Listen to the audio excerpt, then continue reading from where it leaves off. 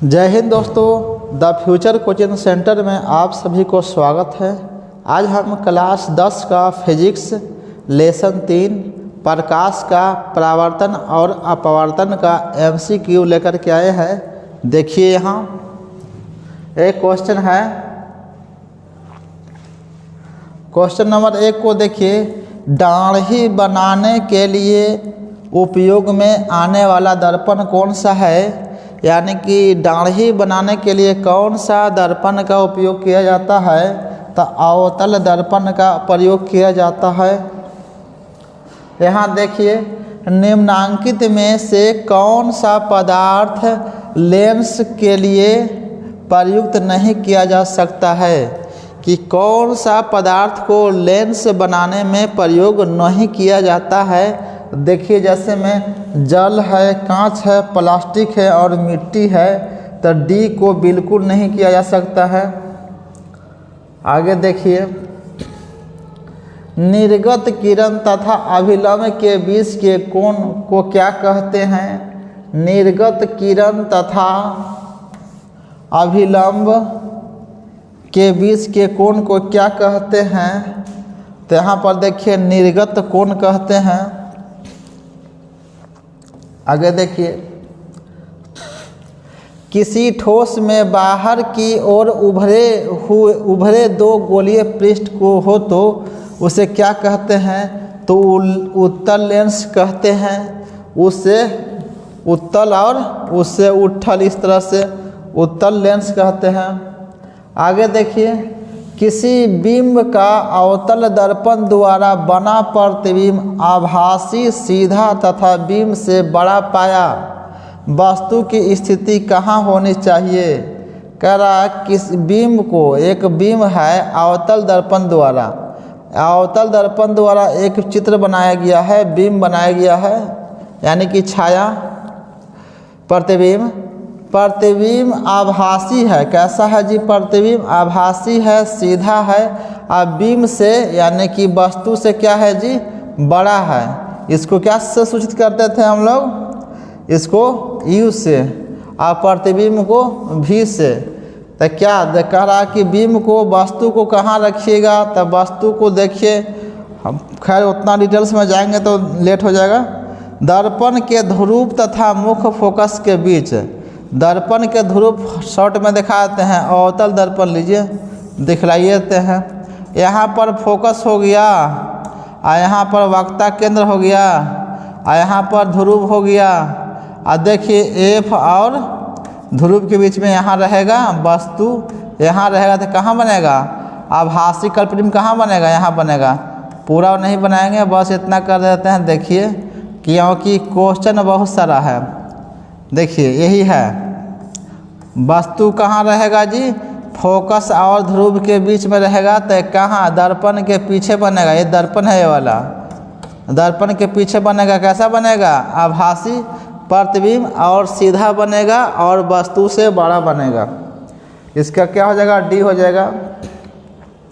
Search light परावर्तक सतह होता है। देखिए, सर्च लाइट दांत का डॉक्टर, टॉर्च में आँख, नाक, कान, गला का डॉक्टर क्या करता है? सोलर कुकर, ये सब अवतल दर्पण होता है। सोलर कुकर में होता है प्रयोग अवतल दर्पण का। गाड़ी के हेडलाइट में होता है, सोलर कुकर में होता है। आँख, नाक और गले के डॉक्टर का होता है। हजामती दर्पण होता है। ये सब होता है अवतल दर्पण होता है। आगे देखिए, निर्वात में प्रकाश की चाल कितना होता है? तो निर्वात में प्रकाश की चाल 3 × 10⁸ मीटर प्रति सेकंड होता है। यानी कि 1 सेकंड में इतना दूरी तय करता है। यानी कि कितना? 3 पर दीजिए, कितना जीरो हो जाएगा जी? 8 जीरो। 1 2 3 4 5 6 7 8। देखिए कितना हो गया? इकाई, दहाई, सैकड़ा, हज़ार, 10,000, लाख, 10 लाख, करोड़, 10 करोड़, 30 करोड़ हो जाएगा। कितना? Metre second. यानी कि 1 सेकेंड में इतना दूरी चलेगा कौन? सूर्य के प्रकाश। आगे देखिए, परावर्तन के नियम से निर्धारित होता है। परावर्तन के नियम क्या कहता है? कि आपतन कोण परावर्तन कोण के बराबर होता है। आपतन कोण परावर्तन कोण के बराबर होता है। यानी कि A नंबर ऑप्शन हो जाएगा। हजामत के लिए किस दर्पण का उपयोग किया जाता है? अवतल दर्पण तो अभी बताएं आपको। हजामत बनाने के लिए गाड़ी के हेडलाइट में, सर्च लाइट में आँख, नाक, कान, गले के डॉक्टर सब अवतल दर्पण होता है। प्रकाश की किरणें गमन करती है, सभी जानते हैं कि प्रकाश की किरणें सीधी रेखा में गमन करती है, एक प्रयोग से भी बताए थे। आगे देखिए, लेंस में मुख्य फोकस की संख्या कितनी होती है? लेंस में फोकस 2 होता है। देखिए, ये हो गया उत्तल लेंस हो गया, एक फोकस यहाँ पर होगा, एक फोकस यहाँ पर होगा। उसी तरह से अवतल लेंस में भी होगा। इसी तरह से क्या हो जाएगा, एगो इधर हो जाएगा फोकस, एगो इधर हो जाएगा फोकस। यानी कि लेंस में कितना फोकस होता है? लेंस में 2 फोकस होता है। आगे देखिए, किसी माध्यम में अपवर्तनांक का मान होता है sin i बटे sin r, कने है sin i बटे sin r, कने है sin i बटे sin r। यहाँ ये हो जाएगा sin i बटे sin r ना। एक हम कांच के स्लेब से हम पास करवाए थे, एक कांच के स्लेब से हम पास करवाए थे। इस तरह से आप देखो किताब में भी होगा, इसका जाना चाहिए था इधर तो चला गया है इधर। sin i हो गया, sin i हो गया sin बटे r नीचे। इस तरह से चलिए, जाना चाहिए था इधर, लेकिन क्या किया, जैसी ये विरल से ये क्या हो गया, विरल हो गया। विरल से जैसी सघन में प्रवेश करता है तो sin i बटे sin r होता है। कहाँ? अभिलंब की ओर मुड़ जाता है। और जैसे यहाँ से आएगा तो कहाँ जाना चाहिए था उसको? ऐसे, तो चल जाता है किस? ऐसे, अभिलंब से दूर होता है। ये क्या है? अभिलंब है। n और n डैश क्या है? अभिलंब है। चलिए आगे चलिए, बहुत सारा क्वेश्चन है, 150 के से ऊपर क्वेश्चन है यहाँ पे। चलिए सभी को कवर इसी एक ही वीडियो में कवर करना है हमें। प्रकाश के अपवर्तन के कितने नियम हैं? प्रकाश के अपवर्तन के 2 नियम है। देख लीजिए बी, प्रकाश के अपवर्तन के 2 नियम है। आगे देखिए, वस्तु से छोटे और आभासी प्रतिबिंब इनमें से किस दर्पण में पर्याप्त होता है? क्या हो जाएगा? वस्तु से छोटा और आभासी हमेशा ऐसा कारनामा उत्तल दर्पण में होता है, और समतल दर्पण में भी आभासी बनता है, लेकिन हमेशा वह वस्तु के बराबर बनता है। और जितना वस्तु दूरी आगे रहेगा उतना ही उसका प्रतिबिंब दर्पण के पीछे बनेगा, और जितना बड़ा है वस्तु उतना ही बड़ा दिखे देगा, छोटा नहीं दिखेगा। लेकिन एक उत्तल दर्पण ही है ऐसा है जो वस्तु को हमेशा आभासी काल्पनिक प्रतिबिंब बनाता है, और यह दर्पण के पीछे बनाता है। आगे देखिए, जो दर्पण के पीछे बताएं क्या, वास्तविक कटान से वास्तविक प्रतिबिंब और काल्पनिक कटान से काल्पनिक प्रतिबिंब का निर्माण होगा। और किसी भी वस्तु के प्रतिबिंब बनाने के लिए कम से कम वस्तु से होकर के 2 किरण को भेजना पड़ता है। वस्तु से टकरा करके 2 किरण भेजना पड़ेगा, तब वह उसका प्रतिबिंब बना सकेगा। और वास्तविक कटान से वास्तविक प्रतिबिंब और काल्पनिक कटान से काल्पनिक प्रतिबिंब का निर्माण होगा। चलिए, उत्तल दर्पण में किस प्रकार का प्रतिबिंब बनता है जी? उत्तल दर्पण में आभासी प्रतिबिंब बनता है, और वास्तविक प्रतिबिंब तो नहीं बनता है। उत्तल दर्पण में आभासी खाली बनता है। आगे देखिए, क्योंकि काल्पनिक कटान से बनता है, कटता नहीं है वास्तव में, हम लोग कटवाते हैं और कटता हुआ प्रतीत होता है। आगे देखिए, समतल दर्पण द्वारा क्या बनते हैं? समतल द्वारा हमेशा आभासी प्रतिबिंब बनता है और वस्तु के बराबर प्रतिबिंब बनता है। वस्तु दर्पण से जितना आगे रहेगा उतना ही पीछे बनेगा। आगे देखिए, वस्तु से छोटा प्रतिबिंब बनता है, वस्तु से छोटा प्रतिबिंब बनता है। देखिए किसमें हमेशा अवतल दर्पण में बनबे करता है वस्तु से छोटा प्रतिबिंब, और उत्तल दर्पण में भी बनता है वस्तु से छोटा प्रतिबिंब, लेकिन समतल दर्पण में वस्तु के बराबर प्रतिबिंब बनता है। इसीलिए ए और बी दोनों हो जाएगा, अर्थात डी हो जाएगा। आगे देखिए, प्रकाश क्या है? प्रकाश देखिए, प्रकाश आँखों में प्रवाहित करने वाली एक ऊर्जा है। प्रकाश क्या है? एक प्रकार का ऊर्जा है। आगे देखिए, जिस दर्पण में प्रतिबिंब सीधा और आकार में वस्तु के बराबर हो तो वह दर्पण होता है। कह रहा है कि जिस दर्पण में प्रतिबिंब सीधा बनता है और आकार में वस्तु के बराबर हो तो वह दर्पण कौन सा है? यह कौन सा दर्पण होगा जी? समतल दर्पण होगा। और जितना वस्तु दर्पण के आगे रहेगा उतना ही पीछे बनेगा। ध्यान दीजिएगा, एक गोलीय दर्पण की वक्रता त्रिज्या 40 सेमी है तो इसकी फोकस दूरी कितना होगा? फोकस दूरी क्या होता है? फोकस दूरी वक्रता त्रिज्या के आधी होती है, याद रखिएगा। तो यानी कि 20 सेमी हो जाएगा। ये इसको पता होगा, F बराबर R/2, F बराबर R/2। ये तो R पूछेगा तो R बराबर क्या या R बराबर क्या होगा? R यहाँ रह जाएगा और 2 नीचे तो यहाँ आ जाएगा तो क्या हो जाएगा? 2F हो जाएगा। 2F बराबर R है यहाँ, 2F = R। तो क्या हो जाएगा? तो ऊपर दिया है 40, F = कितना? ऊपर 40 दिया है और नीचे 2, तो क्या हो जाएगा जी? 20 दूनी 40, तो यहाँ 20 सेम हो ना गया। आगे देखिए, किसी उत्तल लेंस के सामने 2F और अनंत के बीच कोई बीम रखा गया है तो इसका प्रतिबिंब बनेगा वास्तविक, उल्टा और छोटा बनेगा। आगे देखिए, मुख्य अक्ष दर्पण के ध्रुव, मुख्य अक्ष जो होता है दर्पण के ध्रुव पर क्या होता है? लंब होता है। देखिए मुख्य अक्ष है, ये मुख्य अक्ष क्या है? यहाँ दर्पण के ध्रुव पर क्या होता है? लंब होता है। ये क्या है? दर्पण का ध्रुव है। यहाँ पर क्या कहते हैं? P कहते हैं, P कहते हैं। यह क्या गया है? मुख्य अक्ष गया है तो क्या होता है? लंब होता है। मुख्य अक्ष दर्पण के ध्रुव पर लंब होता है। आगे देखिए, कई लेंसों से बने एक लेंस की उपयोगिता है। क्या? सूक्ष्मदर्शी लेंस में कई लेंसों से बने एक लेंस की उपयोगिता क्या है? सूक्ष्मदर्शी के लेंस में उत्तल दर्पण में बनने वाले प्रतिबिंब की प्रकृति कैसी होती है? तो उत्तल दर्पण में प्रतिबिंब कैसा बनता है? प्रकृति यानी कि उसका स्वभाव कैसा होता है? वह आभासी होता है।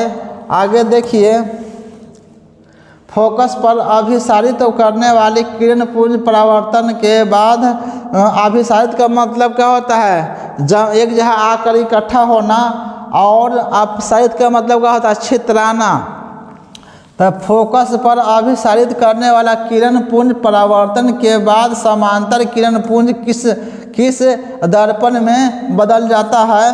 तो ऐसा होता है, देखिए अवतल में भी होता है और उत्तल में भी होता है। देखिए अवतल दर्पण में इस तरह से होता है, मुख्य अक्ष के समांतर ऐसे गिया और टकरा के कहाँ आएगा? F पर आएगा।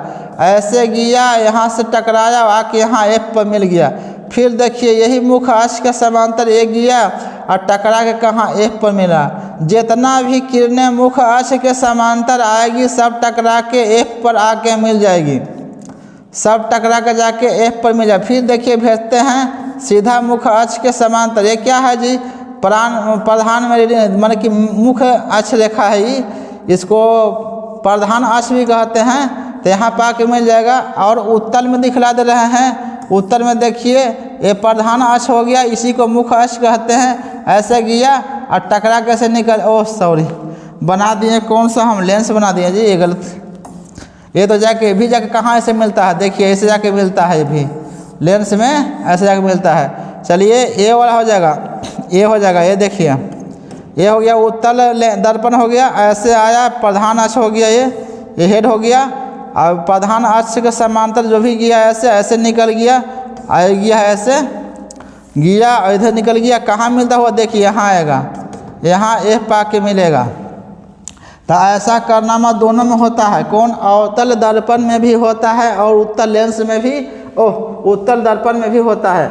आगे देखिए, वास्तविक वस्तु का आभासी प्रतिबिंब बनाता है। वास्तविक वस्तु का आभासी प्रतिबिंब बनाता है तो क्या बनाता है? उत्तल दर्पण में भी बनाता है, अवतल दर्पण में एक बार बनाता है, इनमें से सभी हो जाएगा। आभासी समतल दर्पण भी बनाता है, आभासी और सीधा प्रतिबिंब समतल दर्पण भी बनाता है। आगे देखिए, तेल लगा कागज कैसा होता है? तेल लगा कागज पारदर्शी नहीं पारभासी होता है। हल्का हल्का प्रकाश की किरणें इस पार से उस पर पार करता है, इसीलिए पारभासी कहते हैं। चटका हुआ शीशा वो भी पारभासी होता है। आगे देखिए, अवतल दर्पण में वस्तु की स्थिति, ध्रुव और फोकस की भी। देखिए अवतल दर्पण है और ध्रुव और किसका, दर्पण का ध्रुव और फोकस के बीच रखा हुआ है, तो इसका प्रतिबिंब कैसा बनेगा, आभासी बनेगा और वस्तु से बड़ा बनेगा। देखिए यहाँ पर काल्पनिक बनेगा और वस्तु से बड़ा बनेगा। आगे देखिए यहाँ, डायोप्टर उस लेंस की क्षमता होती है जिसकी फोकस दूरी क्या होता है, जिसकी फोकस दूरी क्या होता है 1 मीटर। माने कि इसको मीटर, डायोप्टर को क्या मापते हैं, मीटर में मानते हैं। क्या होता है, इसका फार्मूला होता है D बराबर 1/F, जो होता है मीटर होता है, आपको जो होता है मीटर में। आगे देखिए तो उसको CM में बदलना होता है, ध्यान दीजिएगा। तो ऊपर 100 हो जाएगा, ऊपर क्या होगा D बराबर क्या, D बराबर क्या हो जाएगा, ऊपर 100 लीजिए, ऊपर 100 लीजिए और नीचे F लीजिए, तो यहाँ क्या बोल देंगे, CM बोल देंगे, ठीक ना। आगे देखिए, यदि आपतन कोण I हो और परावर्तन कोण R हो तो क्या हो जाएगा, I बराबर R, परावर्तन के नियम आपतन कोण परावर्तन कोण के बराबर होता है, तो क्या होगा, साइन I बराबर साइन R हो जाएगा। आगे देखिए, किसी F माने कि M की फोकस दूरी लेंस की क्षमता होगी, तो क्या हो जाएगा 1/A 1F हो जाएगा, 1/F M मीटर में, ये वाला 1/, ये नीचे आ जाएगा FM। आगे देखिए, हवा में टंगी वस्तु को पानी के अंदर से हवा में कोई वस्तु टंगा हुआ है पानी के अंदर से, आप देखिएगा तो सतह के लंबवत देखने पर इस वस्तु का प्रतिबिंब वस्तु से क्या अधिक दूर दिखाई देगा। क्या है, फर्स्ट में हो जाएगा अधिक। हवा में कोई वस्तु टंगा हुआ है, नीचे से देखेगा कितना लगेगा, बहुत दूर है। F बराबर R/2, F बराबर R/2, यह सतह है, यह क्या है, सतह। तो ये क्या, F बराबर R/2 क्या केवल उत्तल दर्पण में होता है, उत्तल दर्पण और अवतल दर्पण दोनों में होता है, ठीक ना। तो इसलिए क्या हो जाएगा, अवतल दर्पण में, समतल दर्पण में, यहाँ दे दिया क्या, उत्तल दर्पण में। तो देखिए यह समतल दर्पण में नहीं होता है, क्या उत्तल और अवतल दर्पण और उत्तल दर्पण में केवल दो A और C, ठीक है, A और C ठीक दिया, दोनों में दिया है। इसमें तो बड़ी प्रयोग नहीं होता है। गोलीय दर्पण होता है, गोलीय दर्पण में 2 प्रकार का दर्पण होता है, एक को होता है अवतल दर्पण, एगो दर्पण 2 प्रकार के, समतल दर्पण एगो गोलीय दर्पण। गोलीय दर्पण में इसमें कोई यूज नहीं होता, समतल दर्पण केवल आभासी प्रतिबिंब बनाता है और वास्तु के बराबर बनाता है। तो डांडी उड़ी बनाने वाले बतावे कि सब कहाँ इसको प्रयोग किया जाता है, सर्च लाइट में, सोलर कुकर में और गाड़ी की हेडलाइट में, आगे वाला हेडलाइट में। और उसके बाद में क्या किया जाता है, नाक, आँख, कान के गले के डॉक्टर का प्रयोग किया जाता है उसमें। फिर पनडुब्बी में इसका भी प्रयोग किया जाता है, समतल दर्पण का प्रयोग किया जाता है पनडुब्बी में। देखिए यहाँ पर क्या हो जाएगा, F बराबर आप बताया था ना, F बराबर फोकस दूरी क्या होता है, वक्रता त्रिज्या के आधी होती है, R/2। फोकस दूरी क्या होता है, वक्रता त्रिज्या के आधी होती है। चलिए, किसी बीम का वास्तविक तथा समान साइज का प्रतिबिंब प्राप्त करने के लिए, किसी बीम है वस्तु का वास्तविक तथा समान साइज का प्रतिबिंब प्राप्त करने के लिए बीम को उत्तल दर्पण के सामने कहाँ रखना होगा। तो देखिए इसको रखने पड़ेगा कहाँ, वक्रता केंद्र पर। कहाँ जी, यहाँ 2 वक्रता केंद्र, इसी को 2F1 को ही क्या कहते हैं हम लोग। देखिए बताया ना कि R बराबर 2F, R बराबर 2F, यानी कि यही है, इसी को कहते हैं वक्रता केंद्र, सेंटर यानी कि C। इसी को हम लोग वक्रता केंद्र भी कहते हैं, सेंटर भी कहते हैं, इसी को कहते हैं 2F। तो क्या करना है, अवतल दर्पण में हो चाहे तो उत्तल दर्पण में है, दोनों में अगर वस्तु के बराबर प्रतिबिंब प्राप्त करना होगा तो कहाँ होगा, वक्रता केंद्र पर ही होगा। लेकिन क्या बोला है कि आभासी, देखो किसी बीम का वास्तविक तथा समान साइज का प्रतिबिंब प्राप्त करने के लिए बीम को उत्तल दर्पण के सामने कहाँ रखना पड़ेगा जी, तो वक्रता केंद्र पर रखना पड़ेगा, 2F पर रखना पड़ेगा। याद देखिए, मोटर गाड़ी का पार्श्व दर्पण पीछे को देखने के लिए उत्तल दर्पण का प्रयोग करते हैं। किसका जी, उत्तल दर्पण का प्रयोग करते हैं। हीरा का अपवर्तनांक कितना है? 2.42 होता है। अल्कोहल का अपवर्तनांक कितना होता है? तो 1.36 होता है, याद रखिएगा 1.36 होता है। एक अवतल दर्पण में ध्रुव और फोकस के बीच रखी वस्तु का प्रतिबिंब, देखिए अवतल दर्पण में ध्रुव और फोकस के बीच रखी वस्तु का प्रतिबिंब बनता है तो क्या बनेगा? बड़ा और आभासी बनेगा। दर्पण के पीछे बड़ा और आभासी बनेगा।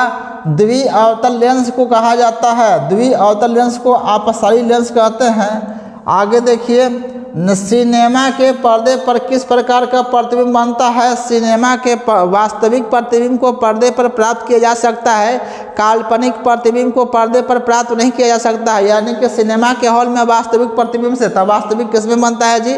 हमेशा अवतल दर्पण में बनता है। करने दिए, वास्तविक प्रतिबिंब अवतल दर्पण में हमेशा बनता है। अब मात्र एक बार काल्पनिक प्रतिबिंब बनता है। उत्तल लेंस की क्षमता होती है, उत्तल लेंस की क्षमता क्या होता है जी? धनात्मक होती है। उत्तल लेंस की क्षमता धनात्मक होती है। I बराबर R नहीं लागू होता, I बराबर R नहीं लागू होता है, इनमें से कोई नहीं। क्या होता है? I बराबर R समतल में, अवतल में, उत्तल में, सब में लागू होता है। तो यानी इसमें भी होता है, इसमें भी होता है, इसमें भी। कहा कि इसमें नहीं होता है, तो यानी कि इसमें से कोई नहीं, डी आंसर हो जाएगा इसका। इसमें भी लागू होता है I बराबर R, इसमें भी, यानी कि I मतलब कौन? आपतन कोण, I परावर्तन कोण, दोनों बराबर होता है। तो समतल में भी होता है, अवतल में भी होता है, उत्तल में भी होता है, इसीलिए क्या हो जाएगा? डी हो जाएगा। यानी कि इसमें से सब में बनता है, तो कह कोण नहीं है, तो सब तो होगा करता है, तो इसमें नहीं होगा, डी हो जाएगा। किसी गोलीय दर्पण तथा किसी पतले गोलीय लेंस दोनों की फोकस दूरियां -15 सेमी है। तो दर्पण तथा लेंस संभव है, क्या हो जाएगा? दोनों अवतल हो जाएगा, दर्पण और लेंस, अवतल दर्पण और अवतल लेंस हो जाएगा। आगे देखिए, एक लेंस की क्षमता -5 डायोप्टर है, तो इसकी फोकस दूरी क्या हो जाएगा जी? तो अभी उस पर बताया था, डी बराबर क्या होता है? डी बराबर क्या होता है? 1/f। ये क्या रहता है जी? मीटर में रहता है। तो डी इक्वल टू कितना दिया? डी का मान दिया -5, क्या दिया है? -5 इक्वल कितना? ऊपर कितना हो जाएगा? सी में होगा तो 100 हो जाएगा, सी में हो जाएगा तो 100 हो जाएगा, नीचे एफ हो जाएगा, एफ आ जाएगा n, एफ इक्वल टू ऊपर हो जाएगा 100, नीचे हो जाएगा -5, तो क्या हो जाएगा? 20 25 100, तो नीचे वाला जो माइनस है उसमें आ जाएगा माइनस, क्या हो जाएगा? एफ बराबर कितना? एफ बराबर -20, एफ बराबर -20 करना है जी, एफ बराबर बी हो जाएगा आंसर। आगे देखिए, क्षमता 2D क्षमता लेंस की फोकस दूरी है, यह क्या है? क्षमता। ये भी वैसे ही बनेगा, बना लीजिएगा। इसका ऑप्शन क्या होगा? डी तो चल जाएगा, डू नीचे एफ एन आ जाएगा, तो 50 कितना आ जाएगा जी?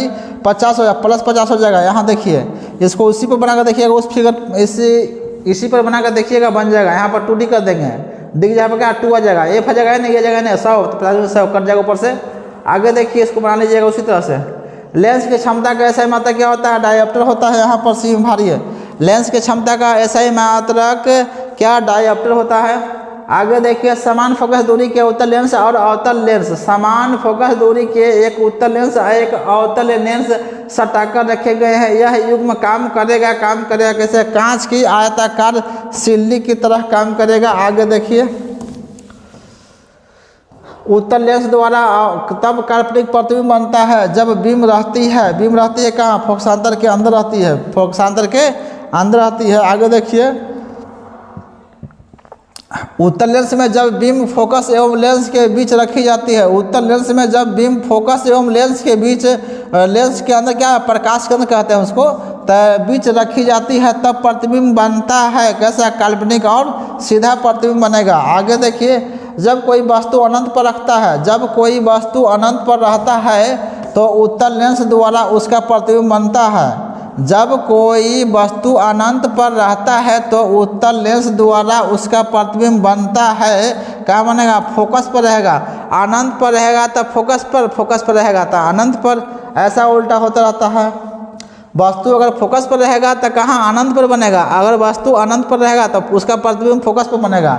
ठीक, उसका उल्टा होता रहता है। किसी शब्दकोश में पाए गए छोटे अक्षरों को पढ़ते समय आप निम्नलिखित में से कौन सा लेंस पसंद करेंगे जी? तो यहाँ पर क्या आ जाएगा? 5 cm फोकस दूरी का उत्तल लेंस, 5 cm फोकस दूरी का क्या उत्तल लेंस हो जाएगा। आगे देखिए मोटे लेंस की फोकस दूरी पतले लेंस की तुलना में क्या होता है जी, तो कम होती है। आगे देखिए एक उत्तल लेंस की फोकस दूरी 20 सेमी है, लेंस की क्षमता होगा उसी पर बन जाएगा डायोप्टर से। क्या फोकस दूरी दिया है तो क्या कर देंगे, डी बराबर क्या होता है, देखिए डी बराबर ऊपर दे देंगे 100, ऊपर दे देंगे 100 और नीचे देंगे कितना 20, क्या हो जाएगा जी 20 25 100, 20 25 100, डी बराबर कितना 5 प्लस 5 करना है जी, सी में क्या प्लस 5। आगे देखिए किसी लेंस की प्रकाशीय केंद्र से होकर गुजरने वाली किरणें को पथ में अपवर्तन के बाद क्या होता है, विचलन नहीं होता है। किसी लेंस के प्रकाशीय केंद्र से होकर गुजरने वाली किरणें के पथ में अपवर्तन नहीं होता, इधर उधर नहीं होता है। आगे देखिए क्रांतिक कोण का मान क्या होता है, सघन माध्यम में आपतन कोण, क्रांतिक कोण सघन माध्यम में आपतन कोण, क्रांतिक कोण है सघन माध्यम में आपतन कोण होता है। आगे देखिए मृग मरीचिका क्या होता है, इस क्यों होता है जी, पूर्ण आंतरिक परावर्तन के कारण होता है, पहले अपवर्तन और बाद में पूर्ण आंतरिक परावर्तन होता है। चलिए डी मान लिए। प्रकाशीय के माध्यम कितने प्रकार के होते हैं, अगर देखिए ऑप्शन में अगर ए नहीं रहेगा, अगर ए डी नहीं रहेगा तो फिर ए मानना पड़ेगा पूर्ण आंतरिक परावर्तन, लेकिन पहले अपवर्तन और बाद में पूर्ण आंतरिक परावर्तन अगर ई रहेगा तो इसको छोड़ के इसको मानना पड़ेगा। यदि ए और डी दोनों दे दे, ए और डी दोनों, तो क्या मारेंगे, फिर डी मारेंगे, ए दोनों मारना पड़ेगा। प्रकाशिक माध्यम कितने प्रकार के होते हैं, प्रकाशिक माध्यम 2 प्रकार के होते हैं, जैसे में एगो पारदर्शी एगो अपारदर्शी। माध्यम बदलने पर प्रकाशिक माध्यम जो प्रकाश अपने से होकर गुजरने देता हो, अब कोई नहीं गुजरने देता है। माध्यम बदलने पर प्रकाश के वेग का बदलना कहलाता है, अपवर्तन कहलाता है। माध्यम बदलने पर प्रकाश के वेग का बदलना कहलाता है तो अपवर्तन कहलाता है। कोई माध्यम में प्रकाश को भेजेगा, सघन माध्यम में प्रकाश का चाल क्या है, अपवर्तित होता है, मैंने अपने रास्ता से विचलित होता है, उसी को कहते हैं अपवर्तन। अब अवतल लेंस वास्तविक वस्तु का हमेशा, अवतल लेंस वास्तविक वस्तु का हमेशा बनाता है, कैसा बनाता है जी, आभासी प्रतिबिंब बनाता है। और दर्पण में क्या बनाता है, हमेशा हमेशा का वास्तविक प्रतिबिंब बनाता है, वास्तविक का नाम से। कांच सिल्ली से पार करने वाली प्रकाश किरण पैदा होता है जी, पाव विस्थापन, क्या इसका वो आएगा, पाव विस्थापन। आगे देखिए टार्च से किस प्रकार के प्रकाश पुंज निकलता है जी, समांतर प्रकाश पुंज निकलता है। टॉर्च से मारिएगा तो सीधा प्रकाश जाएगा, तो उसको क्या कहेगा, समांतर प्रकाश पुंज कहेंगे। पानी में डाली गई छड़ी टेढ़ी दिखती है, इसका कारण क्या है जी, अपवर्तन है, इसका कारण है अपवर्तन, मतलब का अपने रास्ता से टेढ़ा हटा हुआ दिखाई देना। पानी से भरी बाल्टी की गहराई कम दिखाई क्यों पड़ती है, इसका कारण क्या है, इसका भी कारण है अपवर्तन, बहुत पढ़ा है इसमें डिटेल्स में। किस दर्पण का दृष्टि क्षेत्र बड़ा होता है, उत्तल दर्पण का दृष्टि क्षेत्र बड़ा होता है, तभी तो गाड़ी ड्राइवर को बगल में रहता है, पीछे के वस्तुओं को देखने, एक छोटा सा आईने में पूरा बड़ा सा क्षेत्र उसी में दिखाई देता है, इसी को कहते हैं बड़ा क्षेत्र दिखाई देता है। यहाँ देखिए आवर्धन का ऋणात्मक मान बतलाता है कि वस्तु के सापेक्ष प्रतिबिंब उल्टा है, वस्तु के सापेक्ष प्रतिबिंब कैसा है जी, उल्टा है। सोलर कुकर में प्रयोग किया जाते हैं जी, अवतल दर्पण का प्रयोग किया जाता है सोलर कुकर में। आगे देखिए जिस माध्यम का अपवर्तनांक अधिक है यह कम अपवर्तनांक वाले माध्यम की तुलना में प्रकाशिक सघन है, प्रकाशिक सघन है। आगे देखिए पानी में प्रकाश का वेग CW तथा कांच में प्रकाश का CG है, तो क्या हो जाएगा जी, CW से क्या हो जाएगा, CG बड़ा हो जाएगा, इसको से क्या हो जाएगा, CG बड़ा हो जाएगा। आगे देखिए किसी माध्यम का अपवर्तनांक म्यू है और इसमें प्रकाश का वेग होता है, प्रकाश का वेग क्या होता है, म्यूसी स्थिरांक हो जाएगा। आगे देखिए निम्नांकित में से प्रकाशिक माध्यम कौन सा है, प्रकाशिक माध्यम कौन सा है, यानी कि प्रकाश को आर पार जाने दे, कौन सा हो जाए, शीशा प्रकाश को आर पार जाने देगा। गोलीय दर्पण की फोकस दूरी उसकी वक्रता त्रिज्या के आधी होती है ऊपर, तो इसको पढ़ा दिए हैं। आगे देखिए, अगर वायु में प्रकाश का वेग c है तथा इस माध्यम में प्रकाश का वेग v है तो निरपेक्ष अपवर्तनांक का मान क्या हो जाएगा जी, c/v हो जाएगा। अगर वायु में प्रकाश का वेग c है तथा ये माध्यम में प्रकाश का वेग v है तो c/v निरपेक्ष अपवर्तनांक म्यू बराबर क्या लिखेंगे इसे, म्यू बराबर क्या हो रहा है, म्यू बराबर हो जाएगा यहाँ पर c/v। आगे देखिए, रोगियों के नाक कान और गले की जांच के डॉक्टर किसका प्रयोग करते हैं, अवतल दर्पण का प्रयोग करते हैं, ऊपर बतलाए हैं। सूर्य से आने वाली प्रकाश पुंज कैसा होता है जी, तो समांतर प्रकाश पुंज आता है, सीधा सीधा आता है। विरल माध्यम में प्रकाश की चाल सघन माध्यम की अपेक्षा अधिक होती है, क्या जी यहाँ बी में अधिक होती है, ठीक है। यहाँ आगे देखिए, आधुनिक क्वांटम सिद्धांत के आधार पर प्रकाश को क्या कहता है, तरंग माना गया है, कण माना गया है, यानी कि ए बी और दोनों है। आगे देखिए, जब प्रकाश की किरणें सघन माध्यम से विरल माध्यम में गमन करती है तब इसकी चाल बढ़ जाती है। सघन माध्यम से विरल माध्यम में गमन करती है यानी कि चलती है तब इसकी चाल बढ़ जाती है, अतः फिर किरण अभिलंब की ओर अभिलंब से दूर भागता है, कहना है जी बी नंबर, दूर हट जाती है, ठीक है। आगे देखिए, फोकस पर अभिसारित करने वाली किरण पुंज परावर्तन के बाद समांतर किरण पुंज में बदल जाता है, तो क्या हो जाएगा जी, अवतल दर्पण में भी और उत्तल दर्पण में भी इस तरह से होता है। अगर समांतर घुसेगा, समांतर अगर प्रधान आज के समांतर घुसेगा तो क्या होगा, फोकस पर जाकर सिमट जाएगा, फोकस से निकलेगा, फोकस से होकर के अगर दर्पण में घुसेगा तब मुख्य आज के समांतर निकल जाएगा। तो ऐसा कंडीशन जानता है, दोनों में होता है, अवतल में भी होता है, अवतल में भी होता है, इसलिए सी हो जाएगा। आगे देख लिया जाए, मान लिया कि माध्यम 1 में प्रकाश का वेग v1 है और 2v में प्रकाश का वेग v2 है, तो अपवर्तनांक हो जाएगा, क्या हो जाएगा, v1/v2 हो जाएगा। आगे देखिए, विरल माध्यम में सघन माध्यम में गमन करने वाले प्रकाश की किरणें धीमी हो जाती है, अतः इसका झुकाव क्या हो जाएगा, होता है जी।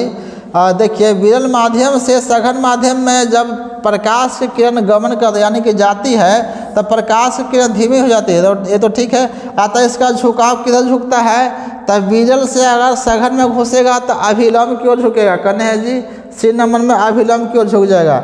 आगे देखिए, दर्पण की चौड़ाई दर्पण का कहा जाता है, द्वारक कहलाता है, क्या जी, दर्पण की चौड़ाई दर्पण के द्वारक, यही है दर्पण। एन और एन डैश क्या हो गया जी, एन डैश क्या हो जाएगा, ए हो जाएगा दर्पण के द्वारक हो गया, ये सब गेट हो गया, इसी को कहते हैं, पूरा चौड़ाई को द्वारक कहते हैं। आगे देखिए, किसी दर्पण या चिकने तल पर प्रकाश की किरणें आपतित होने पर परावर्तन होता है, क्या होता है जी, चिकना पर आ रहा है तब नियमित होगा परावर्तन, और रुखड़ा ऊपर खबर पाया आएगा तो अनियमित हो जाएगा परावर्तन।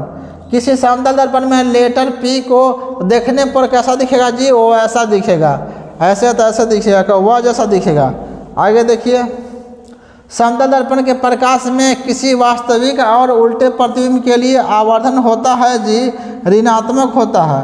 अवतल दर्पण के प्रकाश में किसी वास्तविक और उल्टे प्रतिबिंब के लिए आवर्धन होता है, क्या होता है, ऋणात्मक होता है, क्योंकि उल्टा बनेगा क्या, दर्पण के आगे, दर्पण के अंदर बनेगा तो काल्पनिक बनेगा और सीधा बनेगा।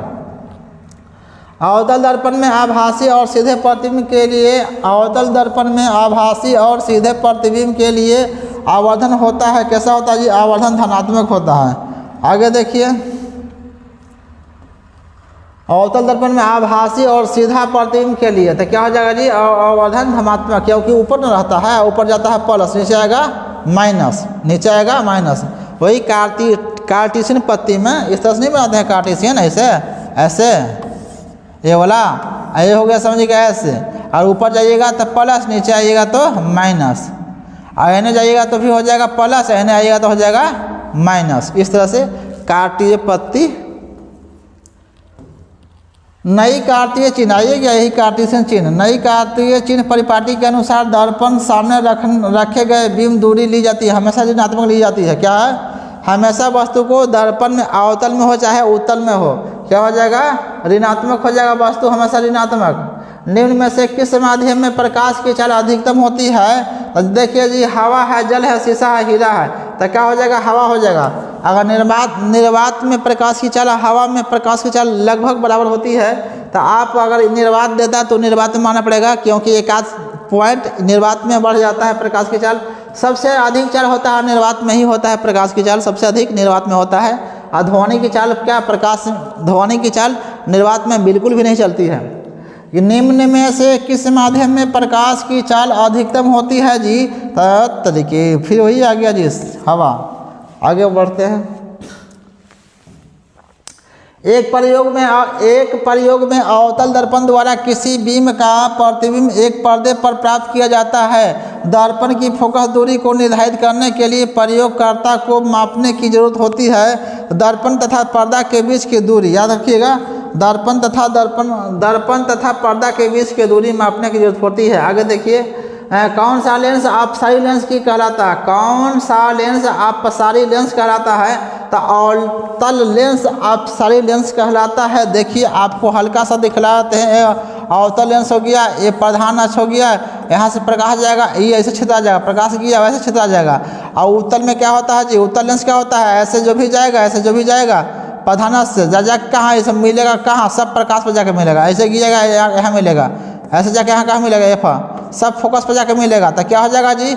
ये अभिसारी हो गया, ये क्या हो गया जी? अपसारी हो गया। और आगे देखिए, अवतल दर्पण के प्रकाश में किसी वास्तविक और उल्टे प्रतिबिंब के लिए आवर्धन होता है। तो आवर्धन क्या होता है जी? ऋणात्मक होता है। तब ना आएगा अवतल दर्पण में क्या? वास्तविक और उल्टा कह रहा, प्रतिबिंब कैसे चाहिए? वास्तविक। अवतल दर्पण में जाएगा, प्रधान अक्ष है, ऐसे गया और कहीं पाने कटेगा, तो कटेगा कहाँ कटेगा? नीचे नहीं कटेगा। और जब ये जो मेन हो गया, ये एक्स एक्सिस के अगर नीचे कोई जाएगा, कोई नीचे आएगा तो क्या हो जाएगा? ऋणात्मक ना होगा उसका मान, चाहे यहाँ आवे चाहे यहाँ बने, कहीं बनेगा प्रतिबिंब, कहानी यहाँ बन गया, कहानी यहाँ बन गया, कहानी यहाँ बन गया, या तो अनंत पे बन गया। कैसा हो जाएगा? उल्टा जहाँ होगा तो नीचे आ जाएगा, नीचे क्या हो जाएगा? ऋणात्मक हो जाएगा। तो क्या हो जाएगा जी? ये ऋणात्मक हो जाएगा। ऐसे प्रकाश गया मुख अक्ष के समांतर, फोकस से निकल गया, कहीं पर यहाँ काटे चाहे यहाँ काटे, कहीं पे काटेगा तो उसका मान कहाँ आएगा? ऋणात्मक आएगा। और ऊपर जाता तो सीधा हो जाता, जैसे में यहाँ रहेगा वस्तु और अंदर जाएगा तो सीधा बनता ना है काल्पनिक। जब वो ध्रुव और फोकस के बीच में कहीं वस्तु रखा हुआ तो कहाँ इसका बनेगा? प्रतिबिंब यहाँ बनेगा, यहाँ बनेगा तो सीधा बनेगा। जैसे यहाँ मुरेठा बांध ले है, वैसी मुरेठा यहाँ बांधेगा, यहाँ दिखेगा, यहाँ पर कैसा होगा? आभासी होगा। और इसका क्या होगा? खड़ा है ऊपर में है, तो ऊपर में क्या होता है? धनात्मक होता है, ऊपर में है वाई एक्सिस, ऊपर ऐसे वाई एक्सिस है, नीचे वाई एक्सिस है। चलिए आगे बढ़िए। उत्तल दर्पण के प्रकरण में दर्पण द्वारा प्रतिबिंब सदैव आभासी एवं सीधा होता है। उत्तल दर्पण का प्रकरण में दर्पण द्वारा प्रतिबिंब जो बनाया जाता है हमेशा आभासी और सीधा होता है। अतः आवर्धन इसको क्या होगा? हमेशा अंदर बनेगा, तो क्या? धनात्मक बनेगा। अंदर बनेगा और सीधा बनेगा, तो यानी कि मूड़ी कहाँ रखेगा? मूड़ी रखेगा ऊपर में है, मूड़ी रहेगा ऊपर में है, तो कैसा बनेगा? सीधा बनेगा। आगे देखिए, किसी गोलीय दर्पण का रैखिक आवर्धन m तथा होगा, प्रतिबिंब के आकार h है और ए वस्तु के आकार h हो तो आवर्धन होगा क्या होगा? यहाँ पर m देखिए, m h1 बटे h हो जाएगा। आवर्धन m बराबर h डैश बटे h होगा, h डैश बटे h। या तो फिर यहाँ पर ये हो सकता है, यहाँ पर v बटे u, माने कि m बराबर क्या होता है? m बराबर m इक्वल होता है क्या? भूत माने कि प्रतिबिंब की ऊंचाई बटे बिंब की ऊंचाई, तो ये हो जाएगा। इस तरह से ये भी हो सकता है। आगे देखिए, तो यही यहाँ दिया है, तो यहाँ ए और बी दोनों क्या दिया है उत्तर में? ए और बी दोनों। समतल दर्पण द्वारा बना प्रतिबिंब सदा होता है। समतल दर्पण द्वारा एक तो नंबर 1 आभासी होता है और सीधा भी होता है, तो इसका क्या हो जाएगा? बी। एक और देता, समतल दर्पण में बना प्रतिबिंब आभासी भी होता है और सीधा भी होता है और वस्तु के बराबर भी होता है। आगे देखिए, किस दर्पण का उपयोग सामान्यतः वाहनों का पश्च दृश्य देखने का उपयोग किया जाता है? तो तब वाहन के साइड, गाड़ी के साइड में लगा हुआ दर्पण पीछे के दृश्य को देखने के लिए प्रयोग किए हैं, वह उत्तल दर्पण होता है। यहाँ किस दर्पण का उपयोग सामान्यतः वाहनों का पश्च दृश्य दर्पणों को के रूप में क्या आता है? तो कौन हो जी? यहाँ बी अवतल दर्पण दिया, हाँ समतल। किस दर्पण का उपयोग सामान्यतः वाहनों का पश्च मतलब पीछे का दृश्य दर्पण के रूप में किया जाता है? तो यहाँ पर उत्तल दर्पण होता है, साइड मिरर। किस दर्पण का उपयोग सामान्यतः वाहनों का पश्च दृश्य दर्पणों के माने पीछे का दृश्य को देखने के रूप में दर्पण के रूप में किया जाता है? तो यहाँ उत्तल दर्पण होगा। ठीक समझे? पीछे का, आगे हेडलाइट बोलता है। आगे अगर हेडलाइट तो क्या होता? अवतल होता कि आगे के देखने के लिए, पीछे के देखने के लिए क्या उत्तल दर्पण होता है। आगे देखिए, किस दर्पण से आप कितनी ही दूरी पर खड़े हो आपका प्रतिबिंब सदैव सीधा प्रतिबिंब होता है? समांतर दर्पण होगा। ये क्या हो जाएगा? समतल अथवा उत्तल होगा। समतल में भी होता है सीधा और उत्तल में भी होता है सीधा। अगर छोटा बोल देता तो समतल हट जाता, केवल उत्तल आ जाता। अगर क्या आता आभासी और छोटा बोलता तो। दाढ़ी बनाने के लिए उपयुक्त गोलीय दर्पण में सीधा प्रतिबिंब प्राप्त करने के लिए चेहरे को रखना चाहिए। तो ज्ञान इनमें से कोई नहीं लेगा वक्ता केंद्र पर। दाढ़ी बनाने के लिए उपयुक्त गोलीय दर्पण में सीधा प्रतिबिंब प्राप्त करने के लिए चेहरे को सीधा प्रतिबिंब प्राप्त करने के यानी कि काल्पनिक। देखिए ये अवतल दर्पण हो गया और ऐसे दर्पण हो गया। ये प्रधान अक्ष गया, ठीक ना। और यहाँ पर फोकस हो गया, यहाँ पर वक्ता केंद्र हो गया। तब वस्तु को अगर यहाँ रखेंगे ना हम माने कि ध्रुव के और फोकस के बीच, तब जाके यहाँ पर सीधा प्रतिबिंब बनेगा और वस्तु से बड़ा बनेगा। तो देखिए ऐसा कहूँ पर दिया है वक्ता केंद्र पर एक गलत है, वक्ता केंद्र के बाहर यानी कि वक्ता केंद्र के इधर अंदर ना, ये भी गलत है। वक्ता केंद्र और मुख्य फोकस के बीच यानी कि यहाँ के वक्ता केंद्र और फोकस के बीच यहाँ पर, तो ये भी गलत है। यानी कि इनमें से कोई नहीं, ठीक है, इनमें से कोई नहीं। आगे देखिए, वास्तविक वस्तु का हमेशा सीधा प्रतिबिंब बनाने के लिए, देखिए वास्तविक वस्तु का हमेशा सीधा प्रतिबिंब बनाने के लिए बनाने वाला दर्पण होता है। हमेशा सीधा किसी वस्तु का कहिए ना, किसी वस्तु का हमेशा सीधा प्रतिबिंब बनाने वाला दर्पण होता है। तो सीधा तो समतल दर्पण ही बनाता है। और देखिए उत्तल दर्पण भी सीधा बनाता है, छोटा और बड़ा की बात नहीं है। देखिए यहाँ क्या कह रहा है, ए में समतल और उत्तल, क्लियर ये भी है, क्लियर, ठीक है। वास्तविक प्रतिबिंब की प्रकृति कैसी होती है? वास्तविक प्रतिबिंब की प्रकृति कैसी होती है? वास्तविक प्रतिबिंब वास्तविक कटान से, काल्पनिक प्रतिबिंब काल्पनिक कटान से बनेगा। तो यह क्या होता है? उल्टा होता है। वास्तविक प्रतिबिंब कैसा होगा जी? उल्टा होगा। 20 सेमी फोकस दूरी वाले अवतल दर्पण को सूर्य प्रकाश के सामने रखा जाता है तो प्रधान अक्ष पर एक खास बिंदु पर कागज का कतरन जल उठता है। इस बिंदु की दूरी दर्पण से कितना होगा? इसका 20 सेमी होगा, ठीक ना, 20 सेमी होगा इसका। आगे देखिए 101 प्रश्न। देखिए एक अवतल दर्पण में वस्तु की स्थिति ध्रुव और फोकस के बीच है तो उसका प्रतिबिंब कहाँ बनेगा जी? देखिए आ गया, एक अवतल दर्पण है और वस्तु की स्थिति ध्रुव और फोकस के बीच है। ध्रुव और फोकस के बीच तक कहाँ जाएगा? दर्पण के पीछे सीधा खड़ा रहेगा और वस्तु से बहुत बड़ा रहेगा। आगे देखिए क्या काल्पनिक और बड़ा हो जाएगा। आगे देखिए किसी गोलीय दर्पण तथा किसी पतले गोलीय लेंस दोनों की फोकस दूरियां 15 cm है। दर्पण तथा लेंस संभव होगा दोनों क्या होगा जी? दोनों हो जाएगा अवतल दर्पण और अवतल लेंस हो जाएगा। मुख्य अक्ष के समांतर चलने वाली प्रकाश की किरणें अवतल दर्पण से परावर्तन के बाद मुख्य अक्ष के एक बिंदु से होकर गुजरती है। इस बिंदु को दर्पण का क्या कहते हैं जी? दर्पण का फोकस कहते हैं। आगे देखिए किस दर्पण का दृष्टि क्षेत्र बड़ा होता है? तो दृष्टि क्षेत्र उत्तल दर्पण का दृष्टि क्षेत्र बड़ा होता है। माना बहुत वस्तु को बड़ा वस्तु को छोटा में दिखलाया जाता है, इसीलिए उसका दृष्टि क्षेत्र बड़ा होता है। कांच की किरणें कुछ कह रहा है, कांच किरणों के सरल रैखिक नमन अनुप्रयोग को क्या कहते हैं? डी क्या कह रहा है जी?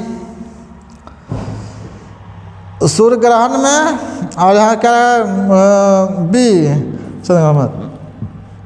क्या किरणें की सरल रैखिक नमन का अनुप्रयोग क्या कहता है? तो क्या हो जाएगा यहाँ पर? डी हो जाएगा, सूर्य ग्रहण में और चंद्र ग्रहण में। आगे देखिए, किसी वस्तु की छाया तभी बन सकती है जब प्रकाश की किरणें गमन करेगी। तो सीधी रेखा में गरम पर करे छाया किसे कहते हैं? पढ़ाए थे, जब कोई प्रकाश की पथ में कोई अपारदर्शी वस्तु आकर खड़ा हो जाता है और उसे पार नहीं होने देता है, तो जो उस प्रकार जो एक काला धब्बा बनता है उसे छाया कहते हैं। प्रकाश स्रोत के सामने एक हरी रंग की छड़ी को खड़ा कर रख देने पर उसकी छाया कैसी होगी जी? काली रंग की होगी। क्या होगा जी? काली रंग की होगा। किसी प्रकाश स्रोत के सामने एक रुकावट रख देने पर बनती है क्या? छाया बनेगा, उपछाया बनेगा, यानी कि दोनों बनेगा। प्रकाश स्रोत के सामने एक गेंद को रखने पर उसकी छाया कैसी होगी? उसकी छाया कैसी होगी? वृत्ताकार हो जाएगी, गोल हो जाएगा।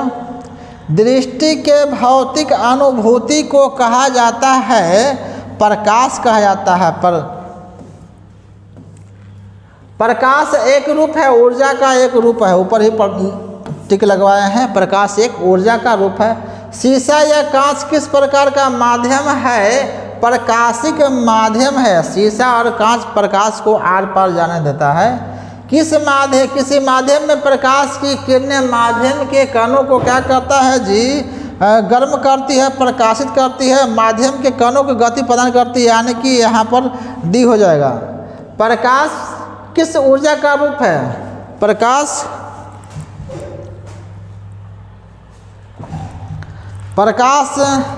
किस ऊर्जा का रूप है? तो देखा जाए प्रकाश विकिरण ऊर्जा का रूप है। आगे देखिए, प्रकाश तरंगे किस प्रकार की तरंगे होती है?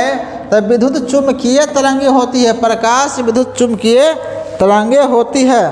आगे देखिए,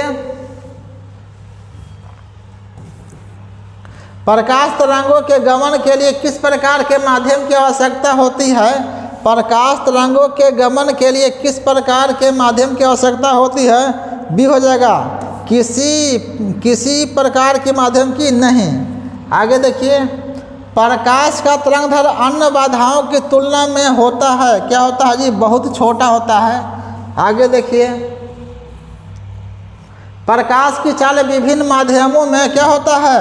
विभिन्न माध्यमों में भिन्न भिन्न होता है, क्योंकि सघन माध्यम में अलग होता है, विरल माध्यम में अलग होता है, और निर्वात में अलग होता है, पानी में अलग होता है। प्रकाश किरण है, प्रकाश का बिंदु पथ है। आगे देख, पथ मीन्स रास्ता। किरणें के समूह को क्या कहा जाता है? किरणें के समूह को किरण पुंज कहते हैं, प्रकाश पुंज कहते हैं, यानी कि ए बी दोनों हो जाएगा। किरण पुंज कहिए चाहे प्रकाश पुंज कहिए। किसी उच्च कोटि की पॉलिश किए गए दर्पण अपने पर पड़ने वाले प्रकाश को परावर्तित करता है, पूर्ण रूप से परावर्तित करता है। जो उच्च कोटि का रहेगा दर्पण, उसका पीछे का सतह सिल्वर से रंगा हुआ रहता है, तो बहुत अच्छा कांच, बहुत अच्छा शीशा होता है, दर्पण होता है वो। कांच क्या है? पारदर्शी माध्यम से प्रकाश की किरणें गुजरती है, तो क्या कहते हैं? डी में देखिए, ए बी सी, माने कि कुछ भाग परावर्तित हो जाती है, कुछ भाग अपवर्तित हो जाती है, कुछ भाग अवशोषित हो जाती है। कांच क्या है? कांच पारदर्शी माध्यम से, हाँ, कुछ इधर से होते, कुछ हटती है, सब कुछ होता है, परावर्तित होता है, कुछ लौट जाता है, कुछ भाग अपवर्तित होता है, विचलित हो जाता है, और कुछ भाग अवशोषित उसी को हीट करने में लग जाता है, गर्म करने में लग जाता है। वायु में प्रकाश की चाल निर्वात की अपेक्षा होती है। वायु में प्रकाश की चर निर्वात से कम होती है, हल्का सा कम, नॉर्मल कम होती है, पूरा कम नहीं होती है। प्रकाश की किरणें हो सकती है, प्रकाश की किरणें हो सकती है क्या दर्पणों द्वारा परावर्तित, ठीक है। पारदर्शी माध्यम में अपवर्तित भी होता है, पार भी होगा। लेंसों द्वारा अपवर्तित हो सकती है, यानी कि सब हो जाएगा इनमें से सभी। किसी पारदर्शी माध्यम से प्रकाश की किरणें गुजरने पर आपतन कोण और निर्गत कोण में क्या संबंध होता है, तो बराबर होता है। आगे देखिए, आपतन कोण का मान निर्गत कोण के मान के बराबर होता है, निर्गत माने परावर्तित कोण के मान बराबर होता है। प्रकाश हमें निम्नांकित संचार के साधन प्रदान करता है क्या, कांच रेशों से बनी होती है, प्रकाशिक केवल, टेलीफोन से, इनमें से सभी। क्या हो जाएगा, इनमें से सभी। प्रकाश तरंगे होती है, प्रकाश तरंगे विद्युत चुंबकीय तरंगे होती है। आगे देखिए, प्रकाश की निर्वात में चार्ज C1, प्रकाश के माध्यम में V1, तो अपवर्तनांक म्यू बराबर क्या होता है, C1/V1। क्या है जी, ए, हाँ यहाँ पर C1/V1 है। देखिएगा, कांच के स्लैब से होकर गुजरने वाली किरण के लिए आपतित किरण और निर्गत किरण एक दूसरे के क्या होते हैं, एक दूसरे का समांतर होती है। कांच के स्लैब से होकर गुजरने वाली किरण, कांच के स्लैब, एक बड़का स्लैब है कांच का, होकर गुजरने वाली किरण के लिए आपतित किरण और निर्गत किरण एक दूसरे के क्या कह रहा है, एक दूसरे के समांतर होती है। हाँ, समांतर होती है, क्योंकि देखिए हम बताए थे इसे, हल्का सा फर्श देखिए, ऐसे आएगा तो ऐसे से जाता है, लेकिन ऐसे आएगा क्या, अभिलंब की ओर हल्का सा मुड़ के फिर ऐसी जाती है, समांतर जाती है। हल्का सा मुड़ेगा फिर समांतर ही जाएगा, क्या हो जाएगा, समांतर। आगे देखिए, क्रांति कोण सघन माध्यम में वह आपतन कोण है जिसके लिए विरल माध्यम में अपवर्तन कोण क्या होता है, यहाँ पर 90 डिग्री होता है। आगे देखिए, अभी और 30 प्रश्न होगा। अभी और, वायुमंडलीय अपवर्तन के कारण ही आकाश में क्या तारे टिमटिमाते हैं, बहुत बार पढ़ा है। आँखों में प्रवेश करने वाले तारे की प्रकाश फ्लक्स में निरंतर परिवर्तन के कारण तारे की स्थिति हमेशा बदलती रहती है, जिससे आँखों के तारे दिखते हैं, टिमटिमाते दिखते हैं। कहना है जी, हाँ, टिमटिमाते दिखते हैं। आगे देखिए, सूर्योदय तथा सूर्यास्त का समय वायुमंडलीय अपवर्तन के कारण सूर्य की स्थिति का पता चलता है जी, आभासी स्थिति पता चलता है, यानी कि वायुमंडल के अपवर्तन के कारण सूर्योदय के 2 मिनट पहले सूर्य दिखाई देता है और सूर्यास्त के बाद भी 2 मिनट दिखाई देता है। इस प्रकार प्रतिदिन हमें 4 मिनट का समय एक्स्ट्रा मिलता है, क्योंकि अपवर्तन के कारण। किस कारण से सूर्योदय एवं सूर्यास्त के समय सूर्य की चक्रिका चपटी प्रतीत होती है, तो वायुमंडलीय अपवर्तन के कारण। छोटे अक्षरों को पढ़ने के लिए हमें निम्न में से कौन उपयुक्त होता है जी, यहाँ पर देखिएगा, प्रकीर्णन के कारण भी होता है। जितना ही प्रकाश आएगा वायुमंडल में बहुत दूरी तय करके आती है, तो अपवर्तन के कारण उसका सबसे प्रकाश उधर ही रह जाता है, परिकिरणित हो जाता है। इस प्रकार सूर्य की एकदम चपटा गोल लाल दगदग दिखाई देता है, और जो हमारे लाल आँखों तक आती है वही दिखाई देता है वो। आगे देखिए, छोटे अक्षरों को पढ़ने के लिए निम्न में से कौन उपयुक्त होता है जी, 50 सेमी फोकस दूरी वाले उत्तल लेंस। याद रखिएगा, छोटा अक्षर को पढ़ने के लिए वास्तविक वस्तु का वास्तविक प्रतिबिंब नहीं बनाता है, तो समतल दर्पण और उत्तल